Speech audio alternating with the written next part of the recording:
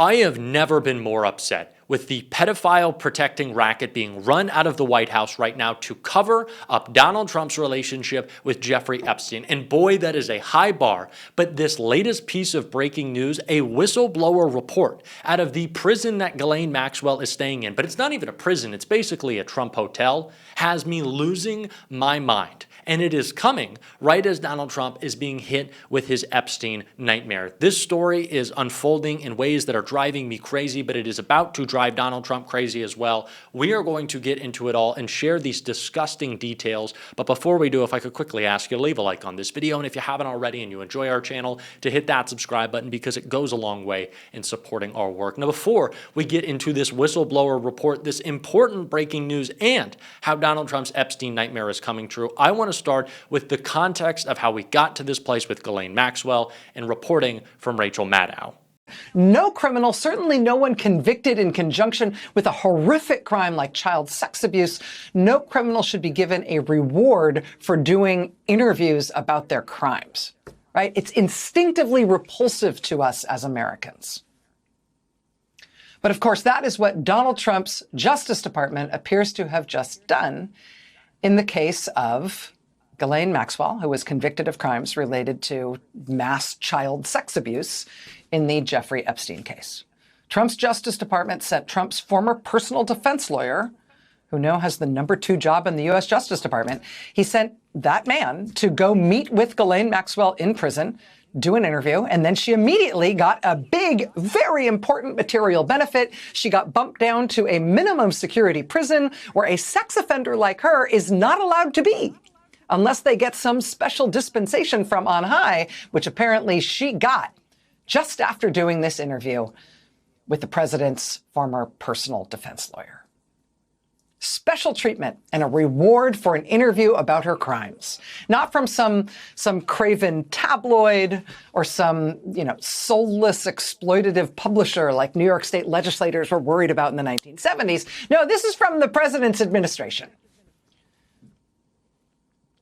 This is from the federal government. And in that interview, it's not like the president's lawyer was pressing her real hard on what she was telling him. At one point, Ghislaine Maxwell volunteered in this interview that there were multiple members of President Trump's cabinet who had been involved with child sex abuser Jeffrey Epstein. Now, in the interview, the president's lawyer, we can hear, it's on the tape. The president's lawyer hears her say that about multiple members of President Trump's cabinet, and he responds to her saying that by not asking anything about it. It was always clear that Donald Trump was going to do whatever it took to keep Ghislaine Maxwell silent. We knew that. We knew that this was a big part of the Epstein cover-up, getting her to say that Trump did nothing wrong, and she never saw him behaving poorly. Yeah, like we're going to believe that Donald Trump wasn't a disgusting criminal freak his entire life. That reward was a nicer prison, right? A nice little setup. Some of us thought it would end there. I didn't think it would end there, and clearly it hasn't ended there, as we are about to get into in some disgusting detail. But Donald Trump won't stop at anything. And it's the reason why he's had Mike Johnson really participate in this government shutdown so much that the Epstein files won't come out. Because right now, Donald Trump is getting his Epstein nightmare, and we need to see what that is before we get into this breaking story. And it started with Mike Johnson running away this morning before some shocking news came out about Adelita Grijalva. And finally do the right thing and help us to bring an end to the pain of the American people. This has gone on too long. Too many people have suffered, and it's long overdue. That's the update I wanted to give you this morning. There are probably lots of questions, but I'm going to get a lot of my own questions answered later today, so stay tuned for more. Thanks so much.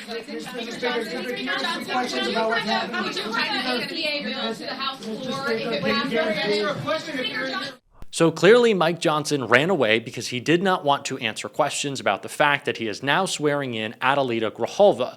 This will not change the vote count on the funding bill, but it will put the Epstein discharge petition over the 218 signature threshold. So Mike Johnson clearly didn't want to be asked about the fact that the Epstein files will now come to an up or down vote on the floor of the House, and his boss is freaking out. But all the while, Donald Trump is doing everything he can to prevent new information coming out that is not already in those files, and we see it in this disgusting whistleblower report about Ghislaine Maxwell. Democrats reveal whistleblower details of Ghislaine Maxwell prison luxuries. In a letter to the president, House Democrats say Maxwell's treatment as she prepares a clemency request makes the convicted sex offender look like a guest at a Trump hotel. The deference and servility to Miss Maxwell has reached such a preposterous level that one of the top officials at the facility has complained that he is sick of having to be Maxwell's bitch, according to a letter to Trump from Rep. Jamie Raskin of Maryland, the ranking member on the House Judiciary Committee. The Federal Bureau of Prisons has not explained the transfer, which MSNBC and other outlets reported deviated from a policy that generally forbids sex offenders from serving in prison camps. Days after her arrival, Maxwell said in emails to friends and relatives that she was much happier at the less restrictive facility. Now, Judiciary Democrats have obtained documents and whistleblower information that Maxwell is receiving special favors at the prison camp, benefits unavailable to other inmates. Raskin's letter said Maxwell has received customized meals personally delivered to her cell, after-hours time in private exercise areas, and access to a service puppy. Raskin said Maxwell was also afforded private meetings with visitors arranged by the warden, complete with snacks. The guests were allowed to bring computers, which Raskin described as an unprecedented action that risked Maxwell having unmonitored communication with the outside world. There is so much I can say, and please stick around for this rant because it is going to be long and I need you to hear it. But we have had a conversation, or conservatives have been having a conversation about tax dollars being wasted for SNAP recipients, people who are working 40, 50, 60 hours a week to feed their families, but are unable to because of corporate communism that gives subsidies to Walmart in the form of SNAP, so they don't have to pay their employees a living wage, because SNAP will pick up the dead weight of a corporation extorting us and the federal government to boost its profits. People have been saying that we should feed prison slop to people on SNAP instead of maybe once in a while they can have a cookie or a Coke, because that's a crying shame. All the while, these people who bitch and moan about feeding Americans, that being a waste of their tax dollars, saying, well, who's going to pay for it? First of all, I'll pay for it. Haven't made a peep that Ghislaine Maxwell is having 5-star meals, DoorDash delivered. She's in like her own private movie theater hanging out. She gets a laptop, she gets a cell phone, she gets to go to the gym, have a blast. They gave her a puppy. We are paying for Ghislaine Maxwell to have pets in prison. And you're talking about your tax dollars going to a kid to eat? Are you fucking serious right now? I've lost my mind. This is my breaking point. This is my breaking point. Conservatives are such hypocrites. They are disgusting hypocrites. And the fact that right now, Chuck Schumer allowed 8 Democrats to cave to the least popular president in history, whose number one priority is allowing a sex offender to have the best time possible in prison on your dime, by the way. This nicer facility, it costs more. Ghislaine Maxwell should be in prison. I'm happy to pay for her to be in prison, but in a maximum security prison, enduring the suffering, but only a fraction of which she can actually feel that she has put on countless young girls, children, women. I don't even know the number because there are so many. And she is only enduring a fraction of that suffering. And I will happily pay for it because she deserves the highest form of accountability. But now we are paying more for Ghislaine Maxwell to be at a nicer prison. Do you understand that? That you are being asked to shoulder a greater burden for Ghislaine Maxwell to be at a nicer prison, that we're paying for that? It is so bad that guards who have been intimidated and yelled at and scolded and told that they cannot speak a word about this with threats against their jobs. I'm assuming they feel threats against their lives, considering that it's an Epstein situation, are speaking out and going on the record. And again, these are Republicans bitching and moaning about people being allowed to eat, people getting health care, people having housing. But when Donald Trump is going on the 100th golf trip of his presidency so far, and I'm sure the number is higher. And let's remember, these golf trips, we're not just paying for the golf trip.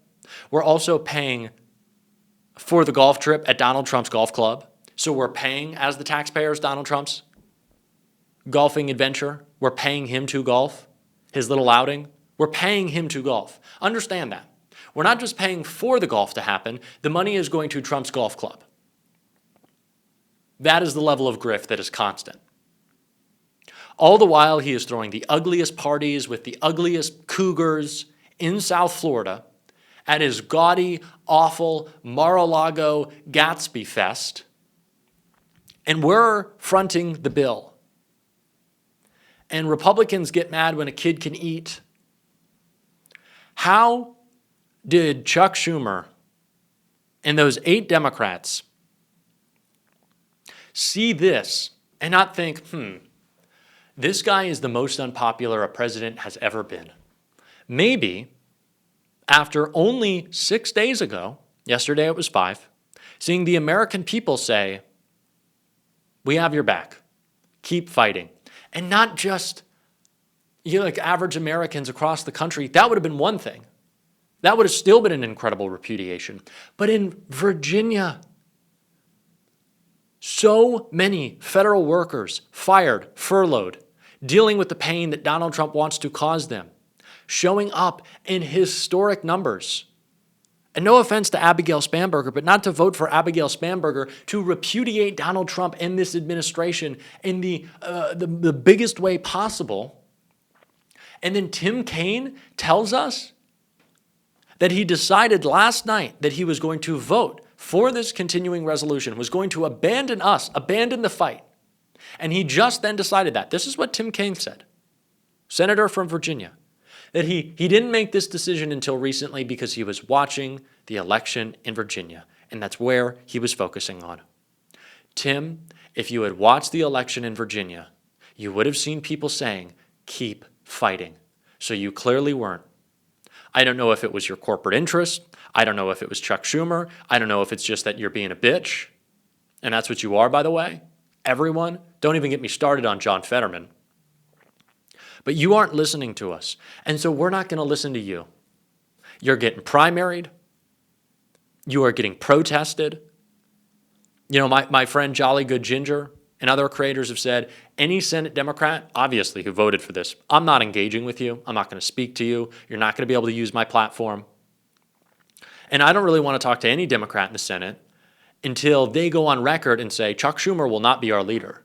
Not next year. Not January 2027. Now, we are up against fascism. We cannot have Chuck Schumer leading us because he is not leading us. So you cannot use my platform. You cannot try to fundraise or get us to rah-rah for you if you're not going to serve us. As Democrats, within your caucus, step up. I haven't seen this from anyone except Ro Khanna. I need Democrats, not just in the Senate, but in Congress, to say, we have had enough of your failure of leadership.